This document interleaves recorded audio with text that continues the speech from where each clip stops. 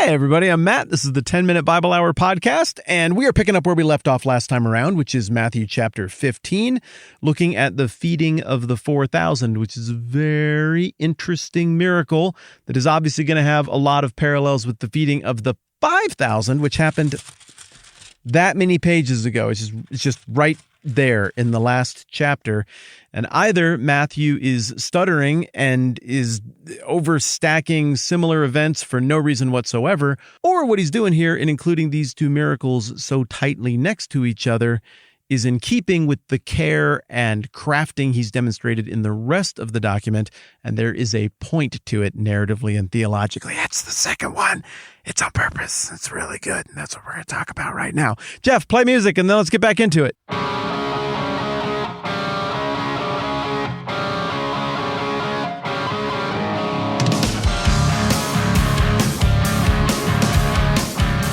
The disciples then, who are still in intensive training mode at this point, are not tracking with this. They're not getting that this is the long-term plan. So Jesus is just going to walk them through the exact same paces as last time. How many loaves do you have? Jesus asked. 7, they replied, and a few small fish. All right, let's bounce back over here to 14 and just compare notes.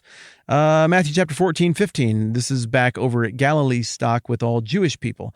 As evening approached, the disciples came to him, Jesus, and said, "This is a remote place, and it's already getting late. You should send the crowds away so they can go to the villages and buy themselves some food." And Jesus replied, "They don't need to go away. You give them something to eat." "We have here only 5 loaves of bread and 2 fish," they answered. "Bring them here to me," he said. So at Galilee's stock in chapter 14, for just the Jewish people, we get the 5 loaves and we have 2 fish, and that feeds 5,000 people, the Jewish people. Over here at Decapolis stock, we have 7 loaves, so we have a little bit more bread now, and a few small fish, so maybe more fish. Whatever the case, Matthew does give us the detail that at Decapolis stock, that is how much food we started with, and so then we continue with our comparison. So Matthew 15 now, Decapolis stock with the Gentiles, he told the crowd to sit down on the ground. Then he took the 7 loaves and the fish, and when he had given thanks, he broke them and gave them to the disciples, and they in turn to the people. All right, I'll go back over here to Matthew 14 at Galilee's stock with the Jews. Okay. "Bring them here to me," he said, and he directed the people to sit down on the grass. Ooh, that is a key distinction. Did you catch that? In Matthew 15, he told the crowd to sit down on the ground. Over here, he told the people to sit down on the grass. Those are different words. That's not just a translation flourish on the part of this particular translation, meaning that the original audience would have expected that in the lush Sea of Galilee of Jewish territory, that you would expect to sit on comfortable grass. I think Mark even gives a very specific description, I think it's here, of the green grass. Peter was probably Mark's source on that very specific detail. Now Jesus is having them sit on the ground in the harsher environment east of the Sea of Galilee. Yeah, he took it, he looked up to heaven, he gave thanks. Over here, he took the 7 loaves and the fish, and he gave thanks, and he broke them, gave them to the disciples. Back over here to 14, he broke them, gave them to the disciples.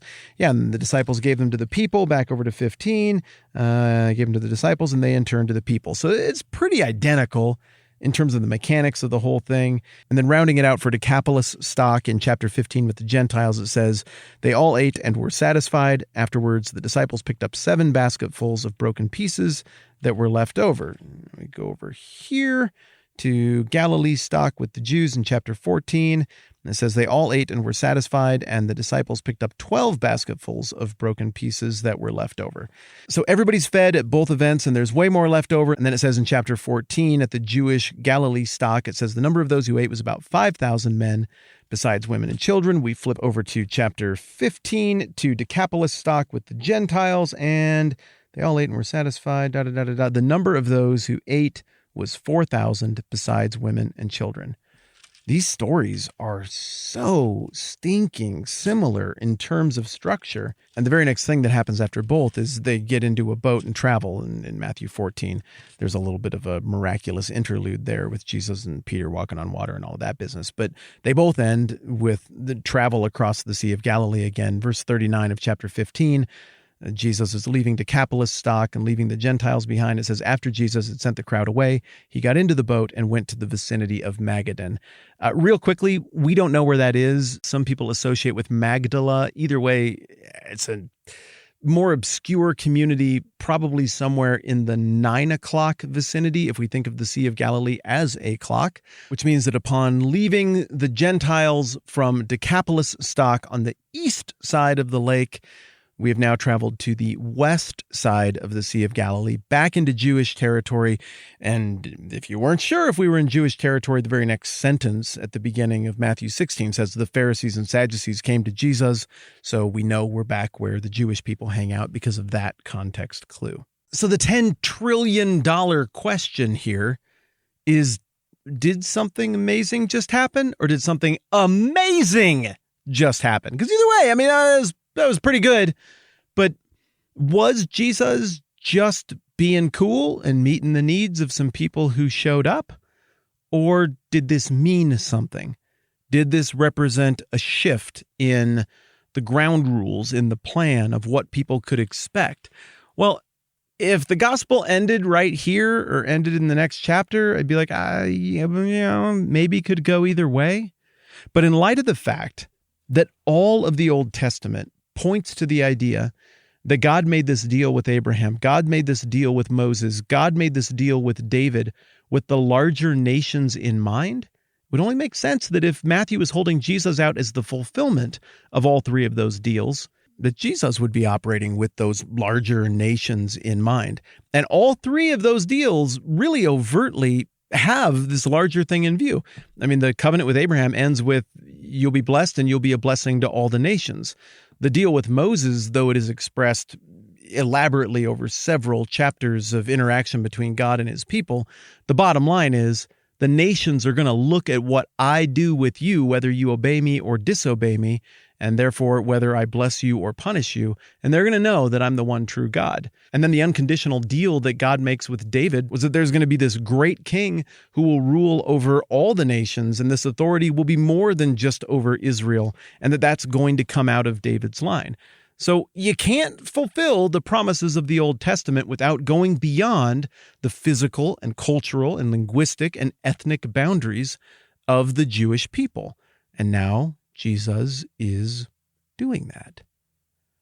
Again, if you read this passage in isolation, make of it what you will. But if you read it in the context of everything that's happened up to this point, the Gentiles who appear in the lineage of Jesus, the centurion whose faith that Jesus praises, this Canaanite Gentile lady who just a few verses ago has this exchange with Jesus that demonstrates her great faith and recognition of Jesus as the fulfillment of that promise to David. All of this stuff leading up to this suggests that this matters and that this is exactly what it looks like. If you're not sure, and just grab the second half or what's left of your Bible, you can just thumb through all these pages, and then you go from being, I don't know, to, okay, yep, it's on every single page. It's all over the place. This was clearly in view, and this is one of the first really obvious shifts that is representative of something that is only going to become more obvious as we go along. But I want to leave it here, because I think there's a thing that we left a pin in, a handful of episodes ago, regarding this bizarre, difficult to understand interaction that Jesus had with the Canaanite lady that left some of us feeling weird, left some people on the internet feeling really weird. But I think it's here for a reason strategically on the part of Matthew. I think it's another one of these dun, dun, dun, dun, dun, and then you got to read more Bible to get to the dun, dun, and the dun, dun happens when Jesus quotes this line that, again, I think was a saying, a slogan, a political throwaway line to explain the Jewish religious attitudes toward others. In verse 26, he says to that lady who's just asking him for help, I mean, she called him the son of David. I mean, she gets it. But he says, oh, no, it's not right to take the children's bread and toss it to their dogs. And then she says, oh, yeah, but even the dogs eat the crumbs that fall from their master's table. So she gets it. There's a hint. And Jesus is like, you've got great faith and your request is granted. And then what happens exactly next, my friends? He takes the bread that was supposed to be for the chosen people and he tosses it to the metaphorical dogs. They're not dogs. Jesus doesn't think of them as dogs, at least not in the insult way that you and I would usually intend a term like that. He took the bread and he gives it to them in the very next passage. This is all on purpose. This is all making a point. And it is a great reminder that this is what goes wrong when we read the Bible in little tiny elemental pieces, looking for the lesson about what we ought to do or how we ought to behave. I mean, that's in there and it comes up, and when it's there, it's really obvious and evident. But that insular read causes stuff like that is supposed to be glaring to just slide by. And then we come off looking kind of dumb like the disciples as if we miss that stuff. Like, wait, where are we going to get enough bread? It's like, oh my goodness, did you not read what just happened in the last month in context? Again, this is why I've got to remind myself over and over and over again to think big picture. Because when you look big picture, this document not only holds together beautifully, but it takes the high ground and becomes a force to be reckoned with how effectively, how beautifully it's crafted and thought through, how efficiently it uses narrative and dialogue to communicate these massive theological points to an audience who might not have had the patience to read a gigantic treatise, but who might be willing to read one document like this, giving you one shot to make your case in a very loaded way that Jesus is the long-promised king, that he is establishing the kingdom, that he is the Messiah, and that Messiah is going to be a blessing and a kingdom builder for a new people of faith that goes way beyond the old boundaries, which is enormously exciting and has massive implications beyond the first century. I go on and on and on because I get excited, and yet you hang out with me anyway, which means that you are nice and you are gracious and you can tolerate my quirks, which in turn makes my heart soft, and I appreciate you.